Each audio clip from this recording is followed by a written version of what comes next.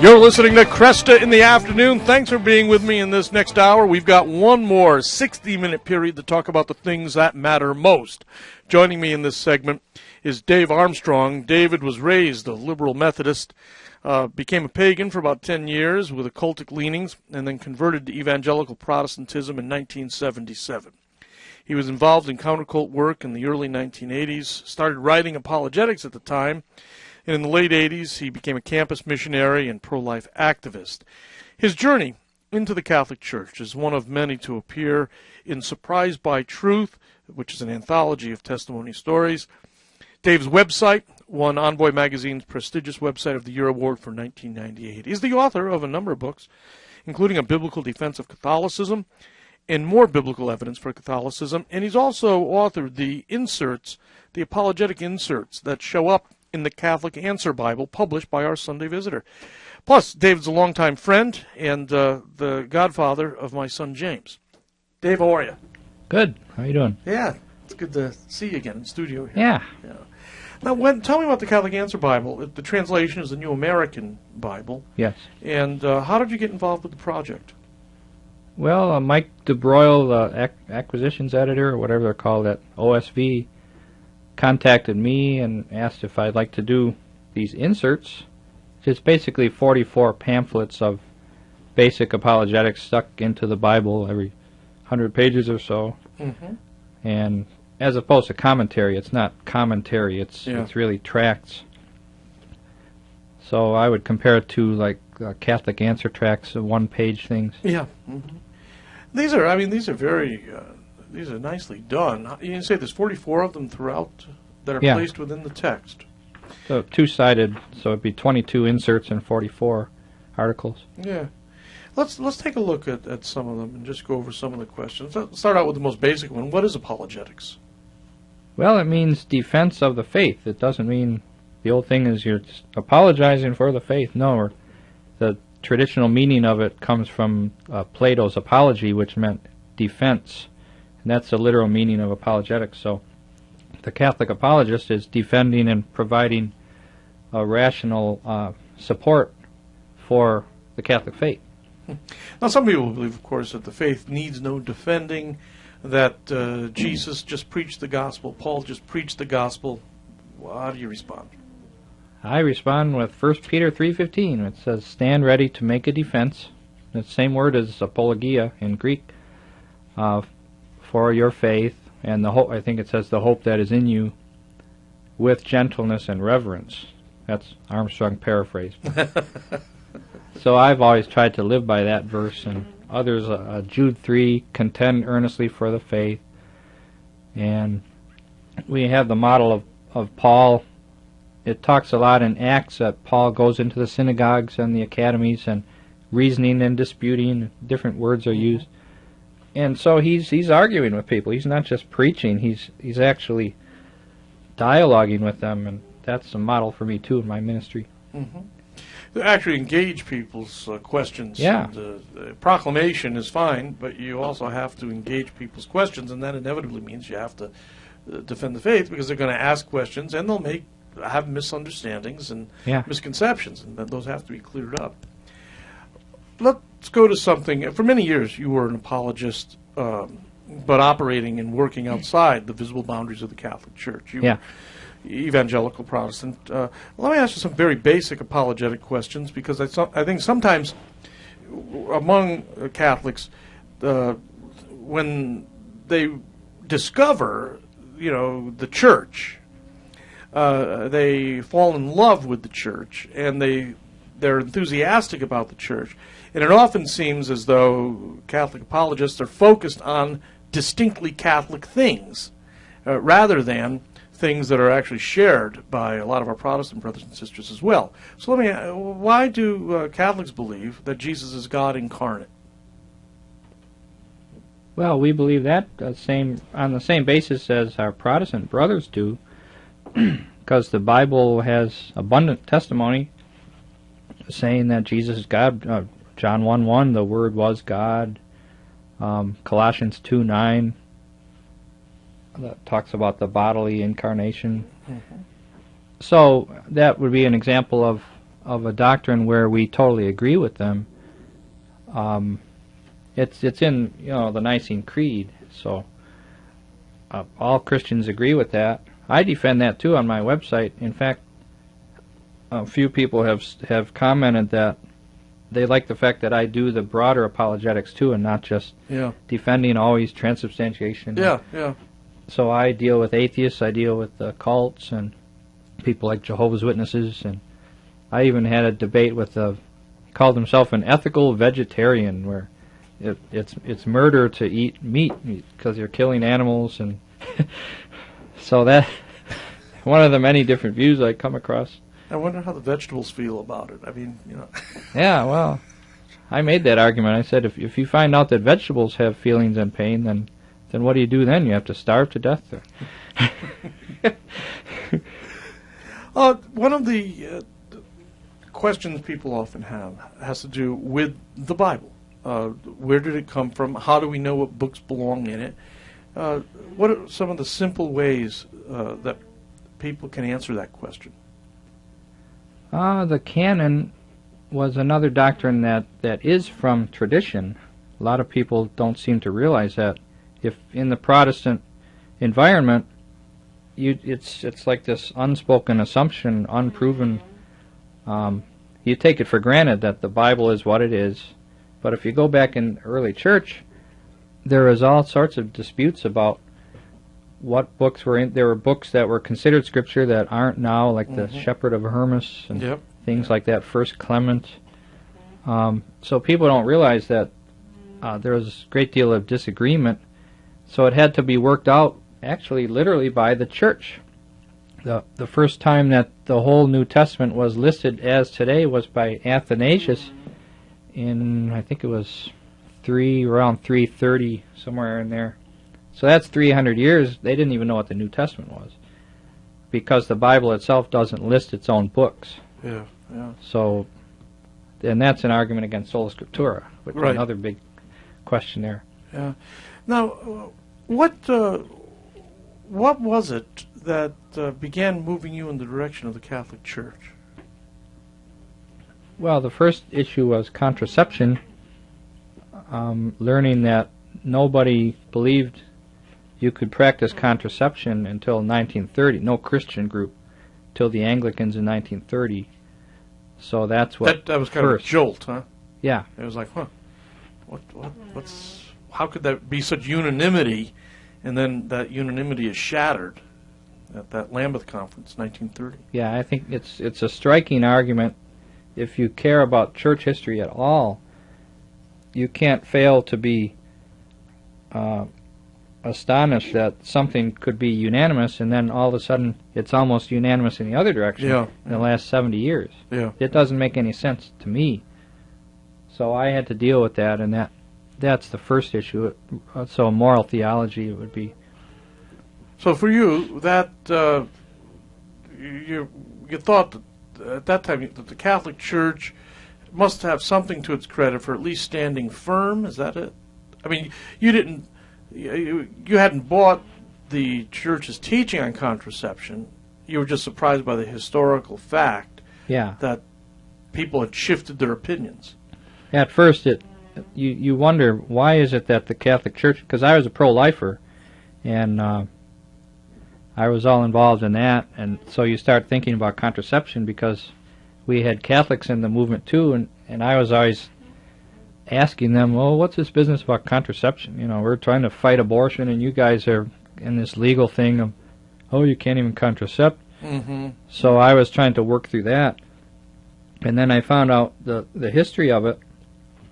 So you learn that, for instance, Martin Luther thought contraception almost as if it was murder. Yeah. So his view actually goes beyond the Catholic view. Yeah, that's right. That's right. I mean, it is surprising to hear him on this issue. All major Protestant leaders, Calvin, Wesley, Luther, Zwingli, Jonathan Edwards, just tremendous unanimity. We'll come back in just a moment, Dave, and continue. My guest, David Armstrong. He is author of A Biblical Defense of Catholicism, and he's also done the apologetic inserts in the Catholic Answer Bible, published by Our Sunday Visitor. I'm Al Kresta.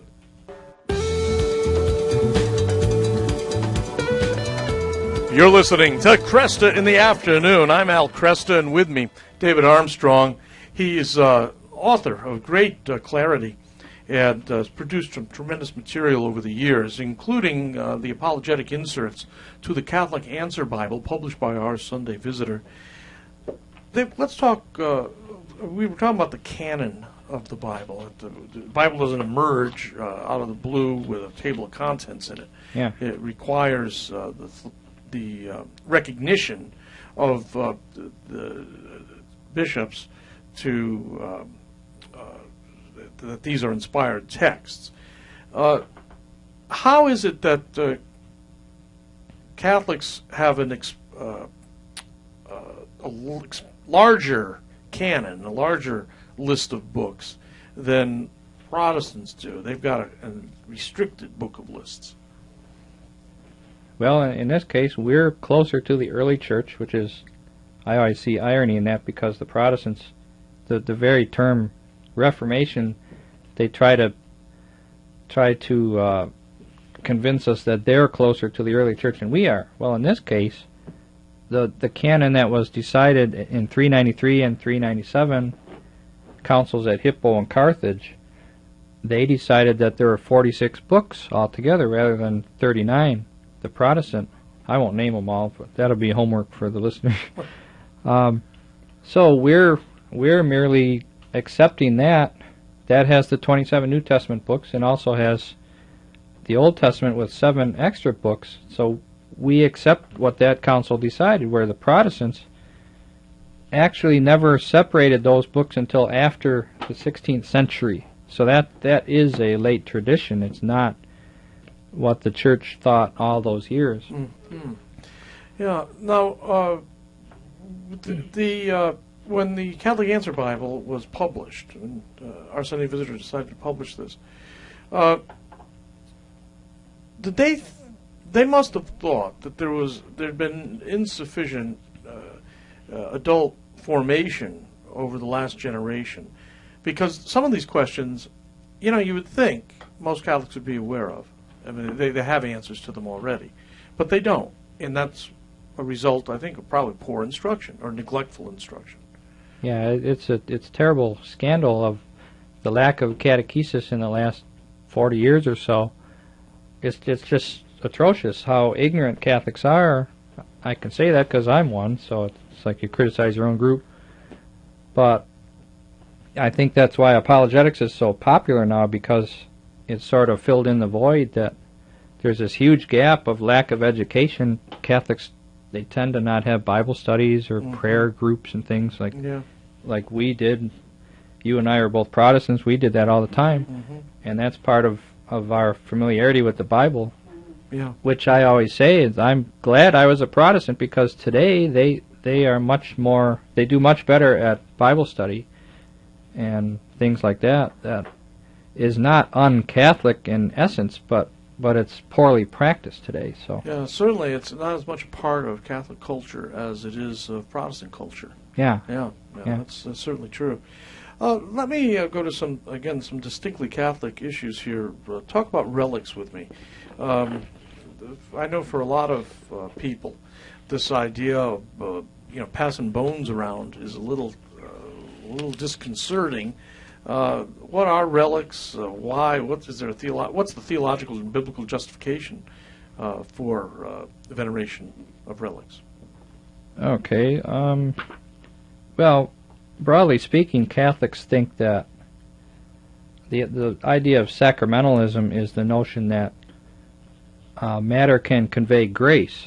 So most Protestants accept baptism as a sacrament. So what that is, it's water applied to an infant, conveys grace to them, and we think regeneration, which Luther agrees with and various Protestants. So when you get to relics, it's an example of the bones of a saint or something of that sort, that somehow it has grace in it because this person was saintly. In other words, Catholics emphasize the unity of matter and spirit, that God is working through both of them. Now, how I find an example of relics in the Bible is Elisha, which is in 2 Kings 13, 20, and 21. Talks about Elisha died and was buried, and then someone fell into his grave, came in contact with his bones, and came back to life. So this is an explicit example of relics causing a miracle. It seems to me that you can't get over that example. How do you overcome that? It's an explicit proof of it. Yeah, what do you make of it? I mean, everybody has to come up. Every Christian has to come up with some explanation for that. You know what I'm saying? So It isn't as though this is something that's been invented. No matter what you think of the Catholic theology of relics, everybody has to deal with this data. Here you have somebody's, by contact with the bones of Elisha, somebody comes back to life. So that's what's fun. In fact, I'll put a little plug in my new book. It's called The Catholic Verses, published by Sophia Institute Press. And I deal with how Protestant commentators try to explain away things like this. It's really interesting to see. They can't believe in relics, but it's right in front of them. So you see them trying to rationalize and special plead. And otherwise brilliant men, but they have that bias against the Catholic position, so they have to explain it away. Well, let me come to something that, again, is considered a Catholic distinctive, and that is the doctrine of purgatory. A lot of people consider that purgatory is a permanent place. If you're not quite good enough for heaven, you're not quite bad enough for hell, so you end up getting stuck in purgatory forever. No, it's not. It doesn't last forever. By definition, it's temporary, or you might call it a waiting room or a holding tank, to put in crass terms. Purgatory is preparing you to enter into God's presence by cleansing you, which is a very biblical concept. I cite 1 Corinthians 3:11 through 15. And the argument I always make with Protestants is, I'll say, do you think you have to be literally holy when you come into God's presence? And they'll say, yes, of course. So we agree on that. The only difference is how long of a process that this cleansing or purging, that's where it comes from, purging.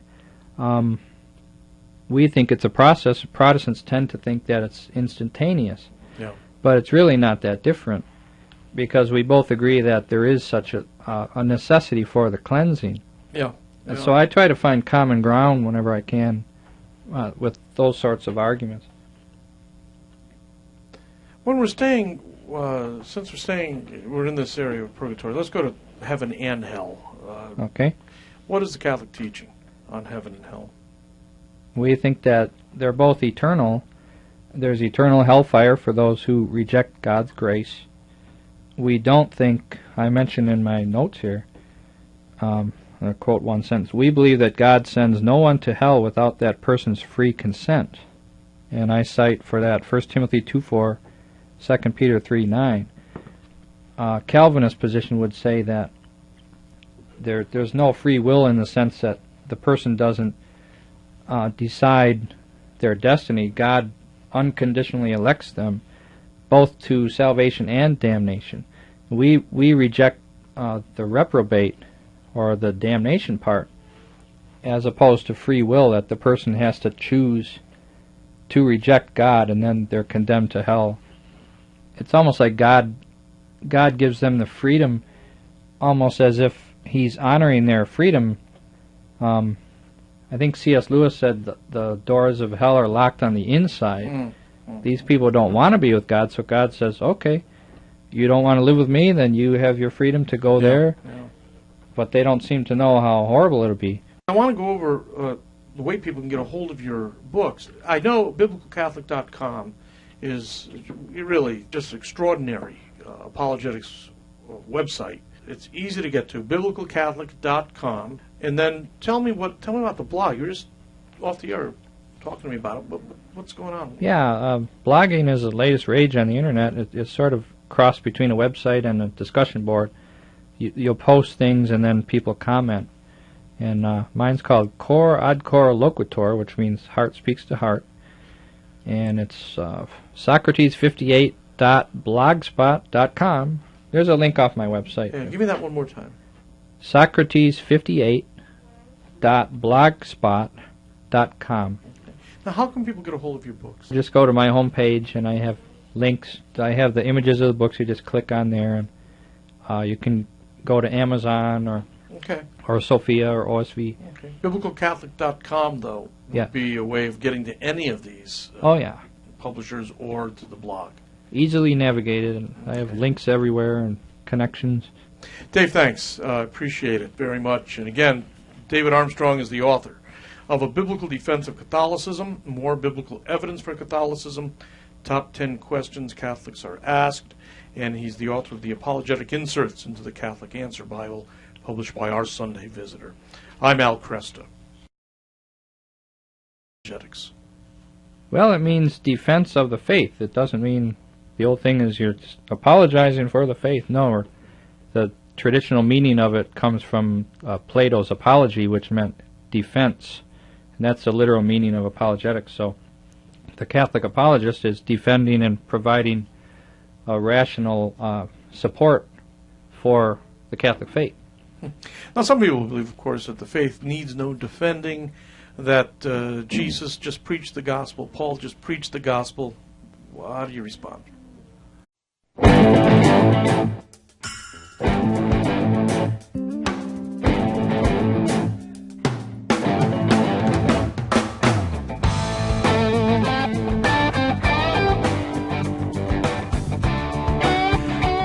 You're listening to Kresta in the Afternoon. Thanks for being with me in this next hour. We've got one more 60-minute period to talk about the things that matter most. Joining me in this segment is Dave Armstrong. David was raised a liberal Methodist, became a pagan for about 10 years with occultic leanings, and then converted to evangelical Protestant. Basic apologetics stuck into the Bible every 100 pages or so. Mm-hmm. And as opposed to commentary, it's not commentary, it's really tracts. So I would compare it to like Catholic answer tracts, one-page things. Yeah. Mm-hmm. These are nicely done. You can say there's 44 of them throughout that are placed within the text. So two-sided, so it'd be 22 inserts and 44 articles. Yeah.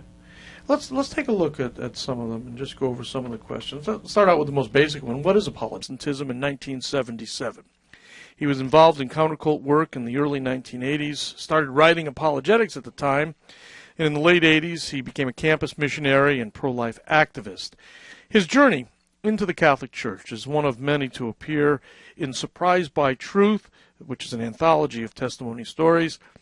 Dave's website won Envoy Magazine's prestigious Website of the Year award for 1998. He's the author of a number of books, including A Biblical Defense of Catholicism, and More Biblical Evidence for Catholicism, and he's also authored the inserts, the apologetic inserts that show up in the Catholic Answer Bible published by Our Sunday Visitor.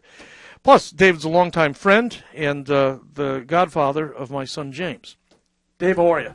Good. How are you doing? Yeah, it's good to see you again in studio here. Yeah. Now, tell me about the Catholic Answer Bible. The translation is the New American Bible. Yes. And how did you get involved with the project? Well, Mike DeBroyle, the acquisitions editor, or whatever they're called at OSV, contacted me and asked if I'd like to do these inserts. It's basically 44 pamphlets of